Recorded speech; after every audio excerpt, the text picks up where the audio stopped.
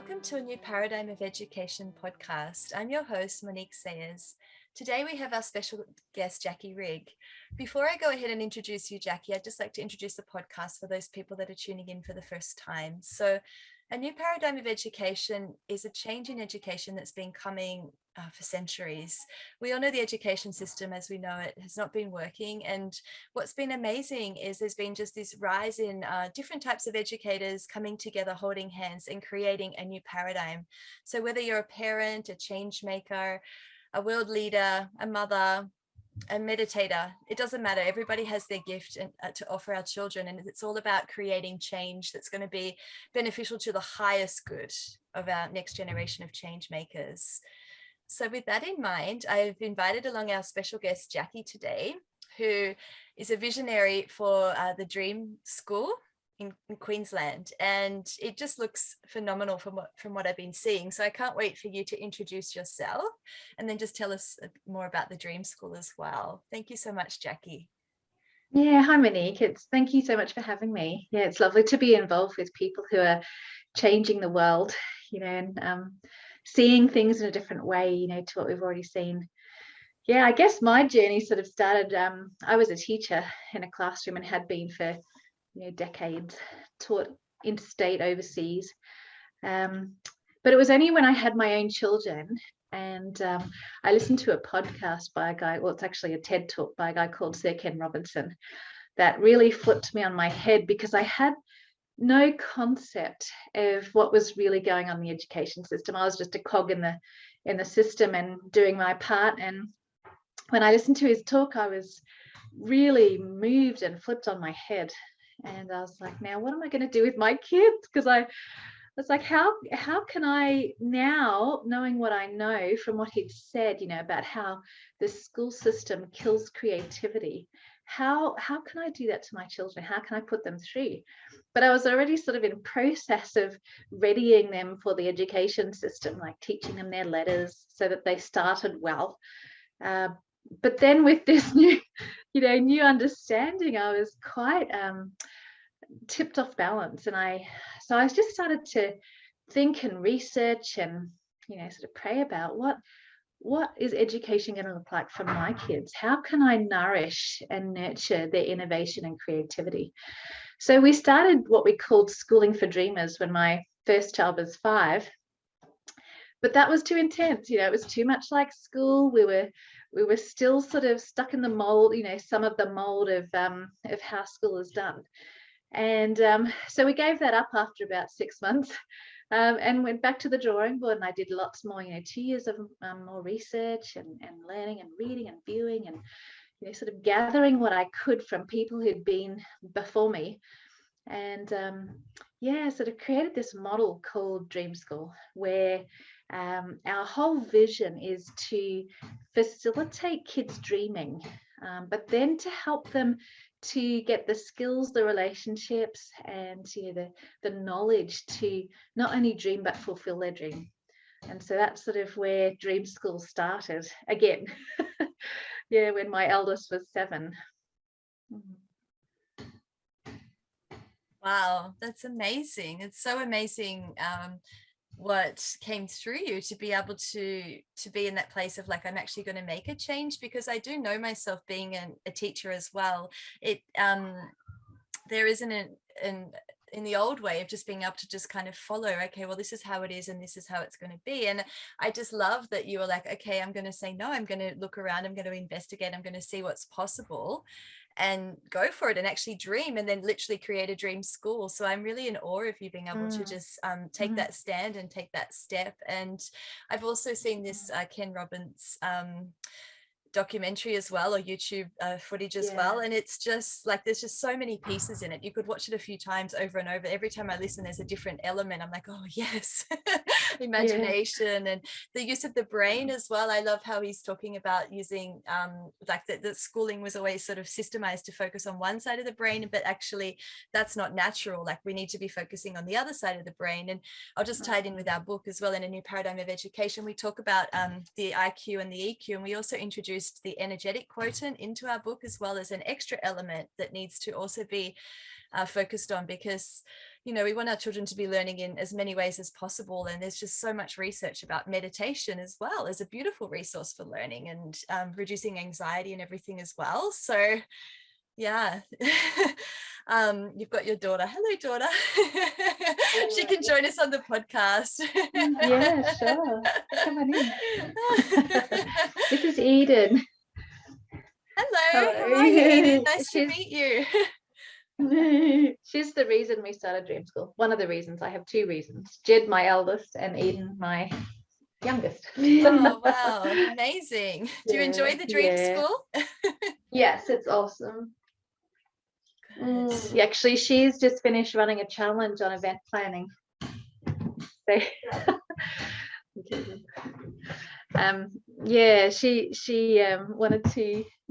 Oh yeah, so Dream School. The model of Dream School is that that we sort of run challenges so that the kids don't have to, like, say for an art lesson, you know, you've got an apple on the table, draw an apple, and everybody draws an apple. That's not enhancing creativity. It's not sort of challenging them to learn and discover who they are as a person. They're just copying somebody else, and that's sort of been the method of education where, you know, we don't get a chance to experiment or explore or ask questions or observe others, you know, in real life environments, you know. And these are the core skills of innovation. And school is the antithesis. How it's set up, it's the exact opposite. So school is about finding the right answer, not asking a great question. You know, it's about being in this fabricated environment so you don't get to observe real life. It's about having an experiment that comes with a predetermined outcome. And if you don't get that outcome, you fail the experiment. How can you fail an experiment? You know, it's just the exact opposite. School's about networking for position, not networking for ideas, and associating. When do you get to put things together that have never been put together before? And these are the core skills of being innovative and creative. You know, coming from, there's a book called The Innovators' DNA by a conglomerate, Dyer, Clayton, Christensen, and H.B. Gregerson, and they interviewed, I think, 200 people on the cutting edge in business, CEOs, and tried to work out what the core skills of innovation were that they were practicing that non-innovative CEOs weren't practicing. And these are the 5 that they found. And when you compare that to how we educate our kids, we are educating them out of their creative capacity, not nurturing or enhancing that. And I guess that was really highlighted to me by a study that I read. There was a guy called George Land, and he was commissioned by NASA to create a test for creative capacity. So NASA obviously wanted to, you know, employ creative people that would add to their vision, and they needed a way to sift the people who were applying for jobs within their company. So he created this test for creative capacity, and it was very successful. So the people that scored high on this test, you know, were creatively employed and enhanced the vision of the company. So he took the test and he applied it to 1,600 children between the ages of 4 and 5. And what he found was just mind-blowing. He found 98% of them scored at the creative genius level. Now that means we're all pretty much all born creative geniuses. And he thought that was just so fascinating. He decided to make his test a longitudinal test. So 5 years later, he ran the same test on the same cohort.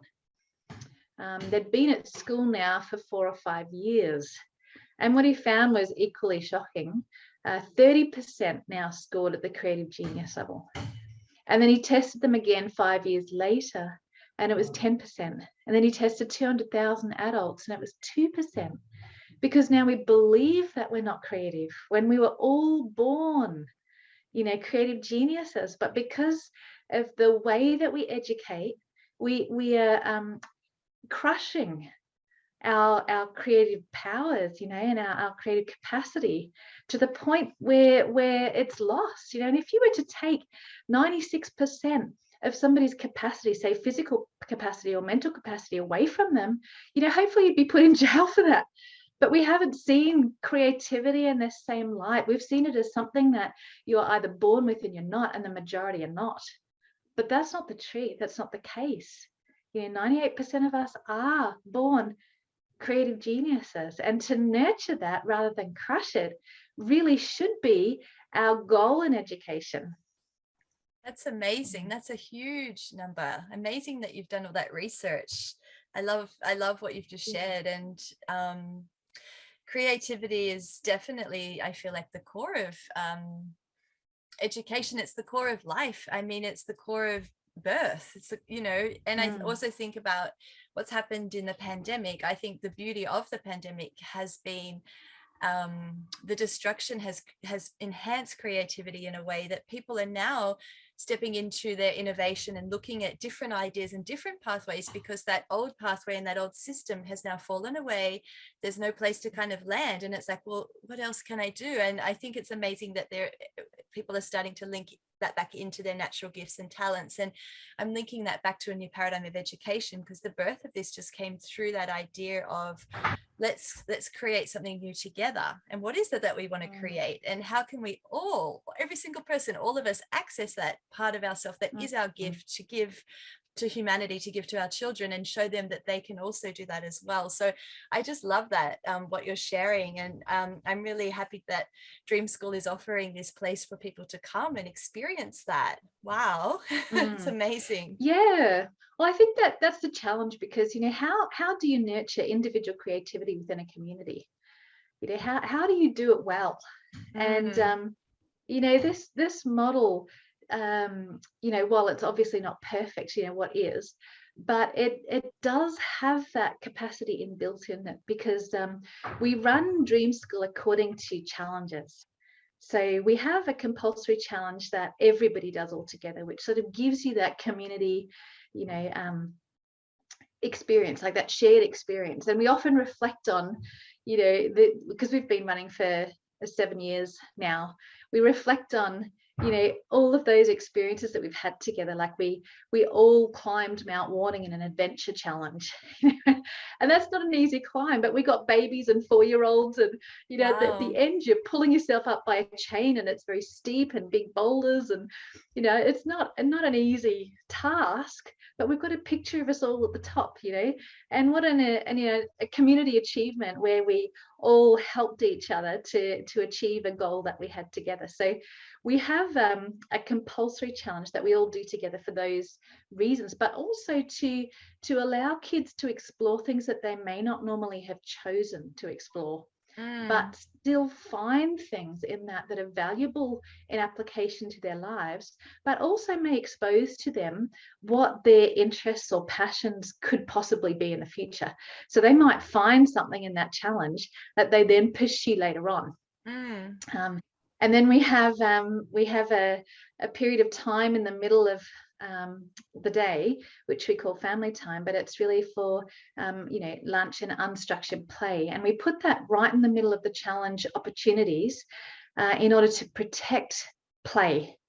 There was a really interesting book by a guy called Tony Wagner, and it's called Creating Innovators, the making of young people who will change the world. Highly recommended book. And he also interviewed, I think, 150 people who were at the cutting edge of their field, innovatively, sort of changing the world in their area.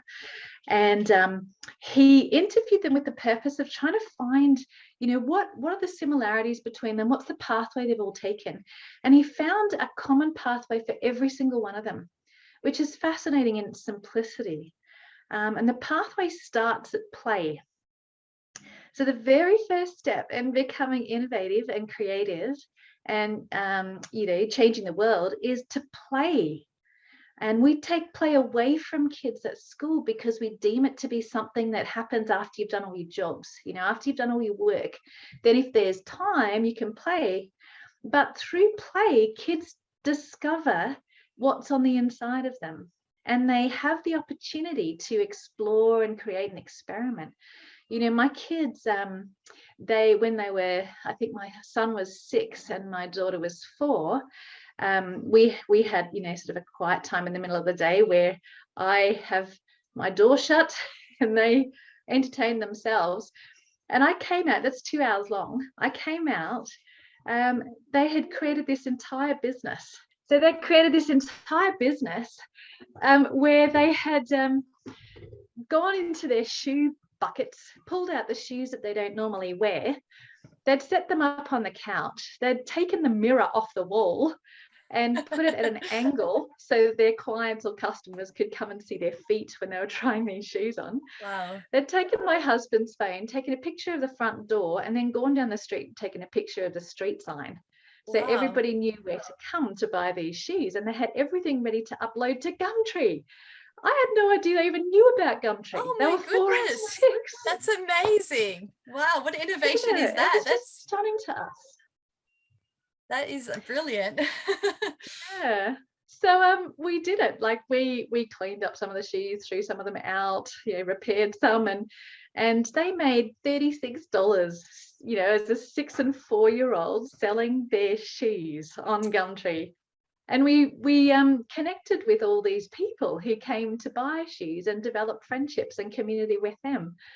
So yeah, just the ability to you know, to be able to play unstructured play, where you're not, as a parent or an educator, not determining what happens during the play and structuring activities for everybody, all the, you know, to fill their day, but they can play without you know, hovering, adults hovering.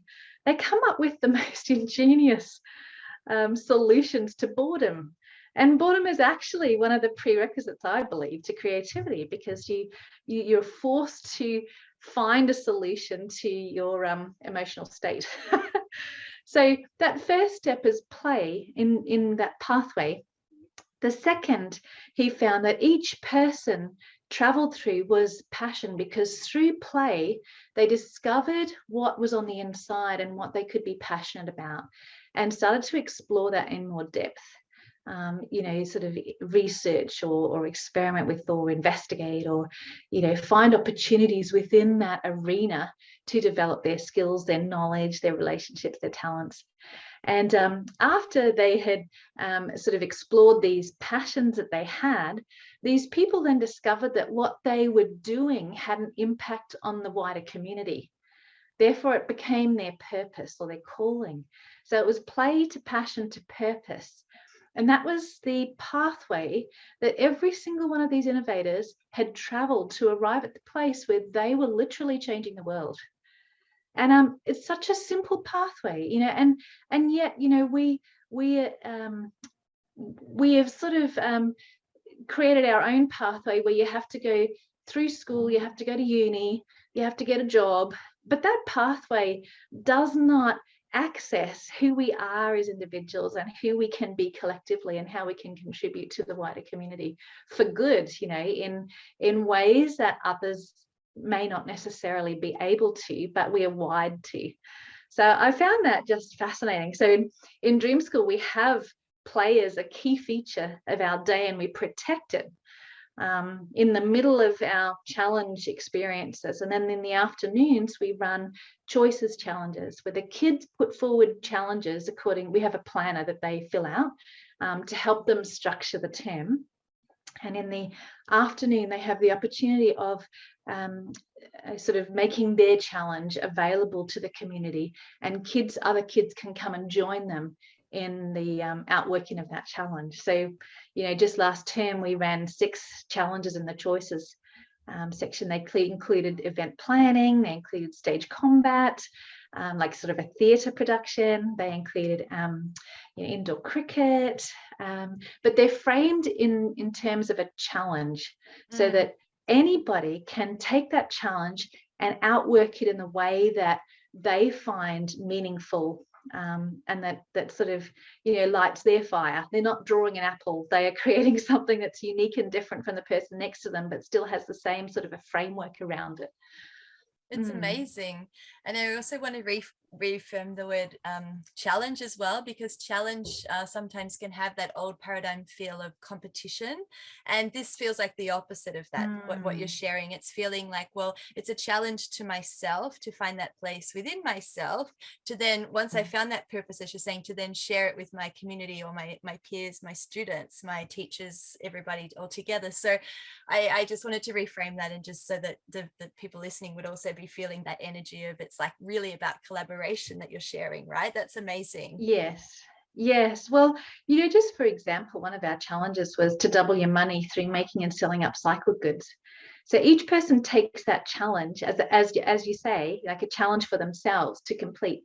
And but we're doing it as a community together. So your experience of that challenge, you might create earrings from wire, or you might create a light shade from I don't know, broom pieces, whatever. Your outworking of that challenge will be completely different to mine, but within the framework of the challenge, we're all moving towards the goal of doubling our money through making and selling an upcycled piece. Yeah. I love this. I love the idea that the students were able to also decide for themselves about what they wanted to offer in their challenges as well, to give them like kind of like their own direction, as opposed to us saying, okay, we're doing this as well. Like I know some bits of it sound like it's been led, but some of it I love the afternoon session that you're sharing as well. There's so much to share about that. Can you share like so when you're talking about community, just so people can get an idea, so you're talking about like, so families can come, children can come, like is everybody all there just all together? Is that how it works? Yeah, we have at the moment we have about 20 families that we do Dream School together 2 days a week, and we take everybody who comes with the family. So whether they're babies, whether they're 17-year-olds, they're all welcome. And so we do have sort of, I guess, age-related expressions of the challenges. So we have our minis, our little ones, and they are often sort of participating, but at their level. With the challenge. Then we have our dreamers, who are our 7 to 12 plus. We're not hard and fast on any sort of age. It's when they're ready. And then we have our dream on group, who are our older kids, and our sort of our goal for them is that they would live successfully independently when they leave home. So we've run challenges that are quite specific to their age. So for example, we ran a car maintenance and driving challenge where they learnt how to change a tire, how to add oil, and how to drive. So we had on a private property, 12-year-olds driving beside their parents, learning how to quarter and do roundabouts and all that sort of thing. And how cool when they get to the age where they can get their license, that they're not complete beginners on the road. They have already got skills, which makes them safer when they're out and about. Yeah, so definitely community is a big focus of what we do. And I think probably, honestly, the hardest part of what we do is maintaining community. And we have two main rules at Dream School that help us with that. And the first one is to look after hearts and bodies. That's a huge focus, that we look after each other's hearts and bodies. And the second, and these are the only two rules we have: look after hearts and bodies. And the second is, if you make a mess, you got to clean it up. And that's a physical mess on the ground or in the environment, but it's also a heart mess. So if you make a mess on somebody's heart, you disinclude them, or you speak harshly to them, or whatever that mess might be, that we're very intentional about fixing up that mess, because messes can be very divisive, and they can cause people not to want to be there. So being intentional on creating a safe environment for everybody, adults included, is very much a focus of what we do. And it's so necessary. That's such an important skill over learning maths. Like learning how to communicate and to connect with somebody is definitely a life skill. I think it's the most necessary, as you're sharing. That's why I always sort of offer a lot of meditation, or I am inspired a lot by meditation, because I feel like that can calm a lot of the mess that can come from different people, like myself included. And so I really feel that's also a key for what I feel myself is a core in the new paradigm of education and in life. Like it's a place of being able to create everything from there, because it's that place of stillness, then being able to rise up into whatever's coming. But I also love that you've got that like cornerstone as play, like, and I love that like play is like that place of, okay, well from there what can we do, and it leads to passion and it leads to purpose. So it's still leading to the same place of coming back into their natural gifts and talents, and then being able to take those around. And I think that in itself is such a gift for a child, even for an adult, to be able to walk around in confidence of who they are, because that's such a big thing to learn. Like, you know, in school, I wasn't confident, and it took me years to find my purpose, you know, even as a grown-up. So I think being able to give that as a key for children at that age is just like so necessary. So beautiful what you're offering. Yeah, well, you know, why not? Why do we spend, you know, a good 13 plus years of our life, the majority being meaningless? You know, if you ask the average person to what do you use now that you spent 13 years plus at school learning? And it would be probably basic mathematics, basic language skills. That might be about it. Some general knowledge, perhaps. Yeah, but why do we invest so much time and so much money and so much resource into things that are completely meaningless eventually, you know, in our lives? Why not discover what's on the inside of kids and facilitate their movement into that early? You know, rather than wasting, you know, would we put 13 years of our life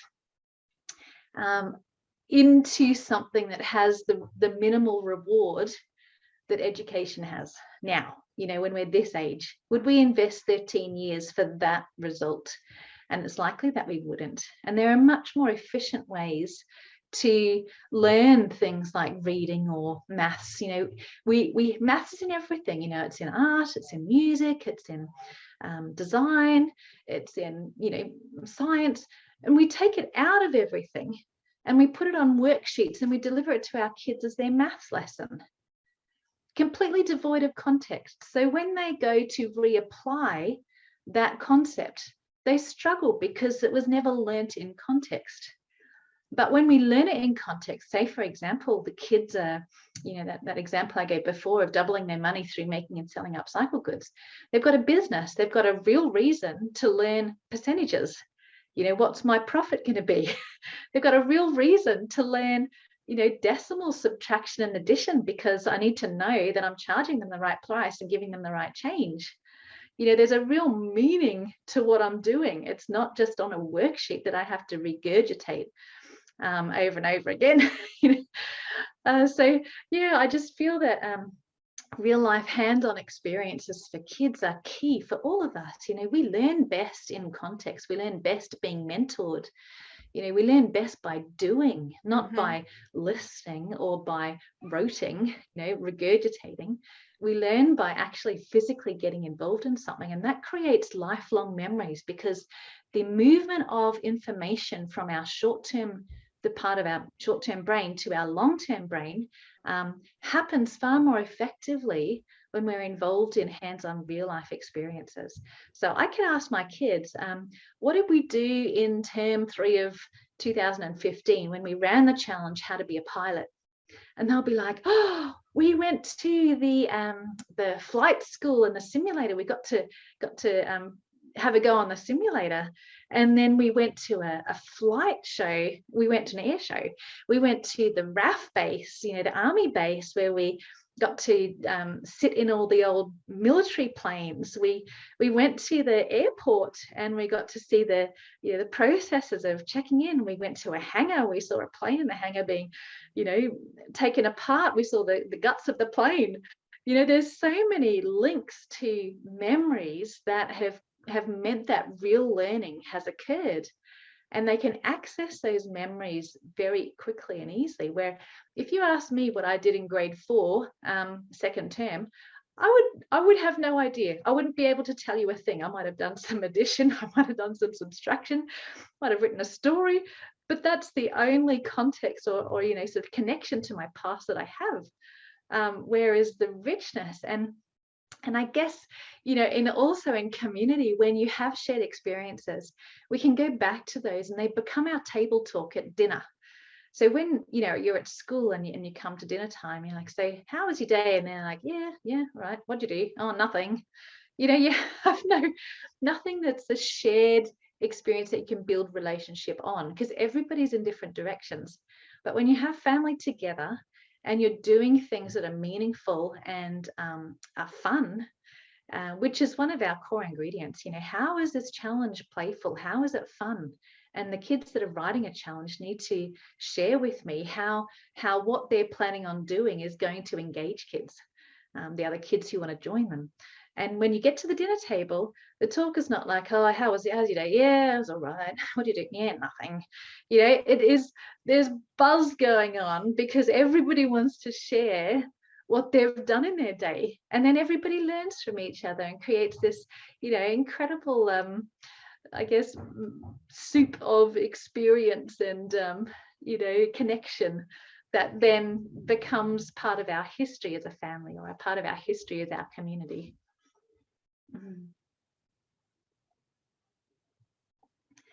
Sorry, Monique, I can't hear you. I was just talking away to myself on mute. I was just saying, yeah, that's definitely a key with families, isn't it? I hear you around that need for connection, and what's so beautiful is that all of that's being able to be brought in through everybody's welcome in the school. There's no separation. Come to the school, everybody, and let's be together. And that in itself is amazing. It just got me thinking though, like if I'm a parent, which I am, and I'm not like right in your town in Tambourine Mountain, do you help other families in any other way, or do you have any tips you could give on to other people if they were looking to do this kind of education? Yeah, we've actually just run a leadership training for Dream School hubs. So people who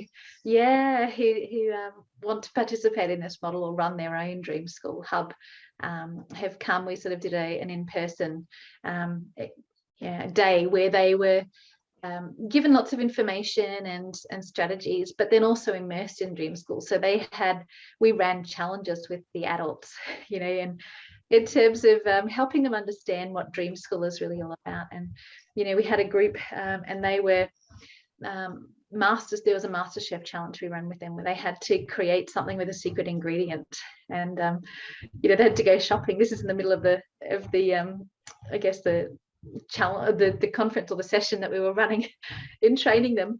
And so off they go to the shops and get the ingredients they need and come back and cook, you know, physically make you know, their dish with the secret ingredient. So yeah, we definitely run training for people. We need to sort of, I guess, set up an online version of that where people can participate from you know, from wherever they are in the world. Or like a Zoom room or something. Yeah.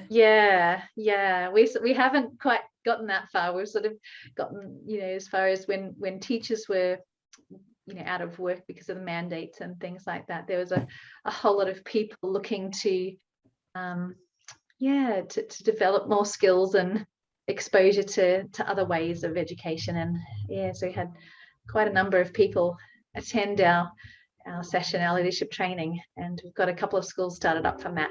Oh, that's amazing. So there's some other dream schools that have grown from there. And yeah, as you said, in the future, it could move on to innovation around different pockets of the globe who are wanting to have this model, because I know it's really needed at this moment. Like there's so many people that have decided to change educational pathways for so many reasons. It's been coming to the forefront for so long anyway, and then all of the stuff that's just happened was the final thing. Okay, yes, let's make that change. And well, what do I do? You know, and so I'm just loving that people could connect with you in some way and say, could you support me? And you'd have some kind of information to be able to pass on to them to create these type of schools. And yeah, absolutely. Yeah, no, very well, very open. We have a Facebook page called Dream School Hubs Interest Group. Okay. And yeah, people can jump on there and ask questions, see what we're doing, and get a handle on what Dream School is all about through resource sharing and things like that. Awesome.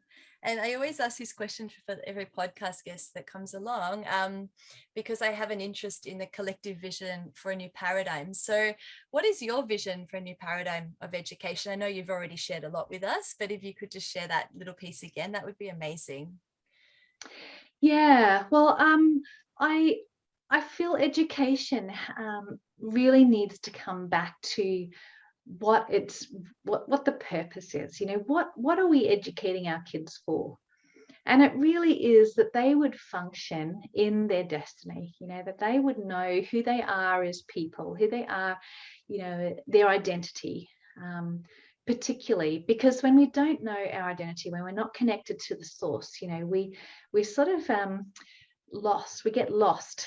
But when we have that connection to who we are and whose we are, we sort of get to we get some sort of direction. And when you get to know who you are on the inside through exposure to all sorts of different situations, scenarios, you know, experiences, we get to live our full life. You know, a lot of people live stunted.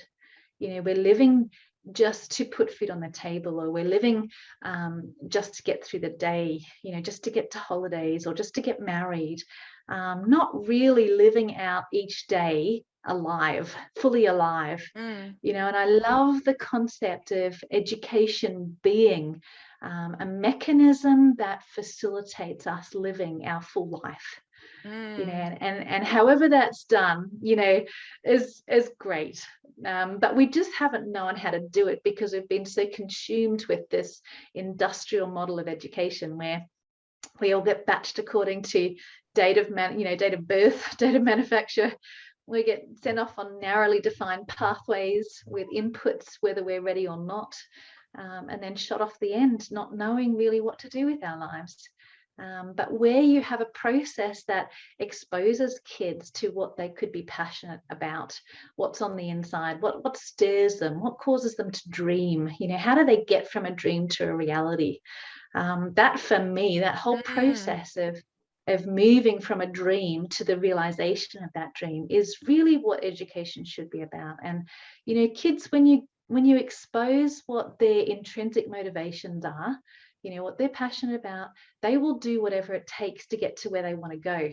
So if that's learning Pythagoras's theorem because they need it for this particular project, because they're passionately involved in it, they're going to learn it, you know, and it's not going to take them long. It's not going to be an arduous, boring process. You know, I feel that a lot of kids, you know, teenagers particularly, are so bored by, you know, hours and hours a day of sitting doing meaningless work, that they need an outlet. They need to receive some sort of booster to their serotonin and oxytocin. So what do? They go and, you know, do at-risk behaviors. They drive crazy, or they have, you know, relationships that are not gonna, you know, work out well, you know, but because they're craving belonging and they're craving meaning, they participate in those sort of things. Why should they need to? Why shouldn't school be a place that everyone can't wait to get to in the morning?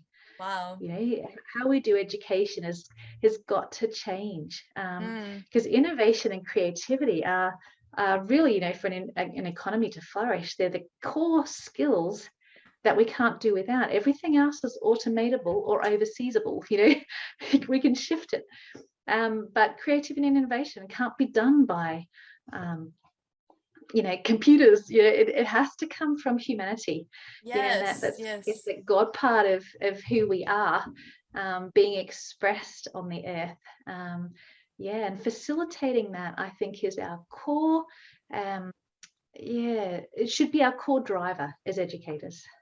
Wow, that's such a full answer. I hear you on that. That is amazing. That's so beautiful what you've shared. And yes, when we were writing our book, In a New Paradigm of Education, I was actually asking all the educators and parents this same type of question. What's your vision? What do you see as a curriculum? What would be like limitless education? There was like 13 different questions that are listed in the book. And what was really interesting was when I interviewed each of them, it all came back to this same thing that you're sharing. Like, it's got to be about connection, purpose, and mindfulness was the other aspect, which kind of links into both of those. So it wasn't, and obviously that the schooling system is not matching any of that. So that's just another, you've just opened my heart again, in your own unique way, which I really love. And thank you so much for sharing that response. I don't even know what to say to it, because it was just so full, and I don't want to add to that, because it was beautiful. So I'm really thankful to have that response, for what you believe is a new paradigm. And that's what a new paradigm is. It's all of us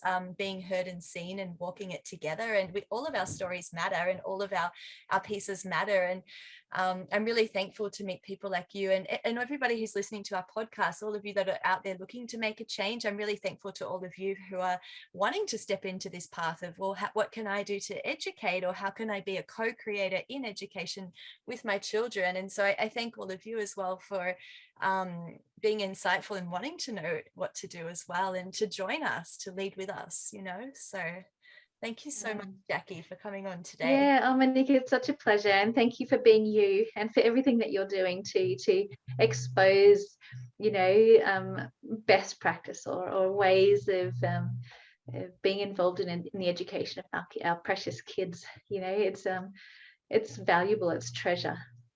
Yeah, it is treasure, and it's necessary, and that's what my heart just was open for it. It's like, I need to do this. This is my calling, that I need to be doing my piece of the puzzle that we're all here to create on earth together. So thank you so much. So I'll just close by saying namaste, and Mahatma Gandhi's famous quote of, be the change that you wish to be in this world.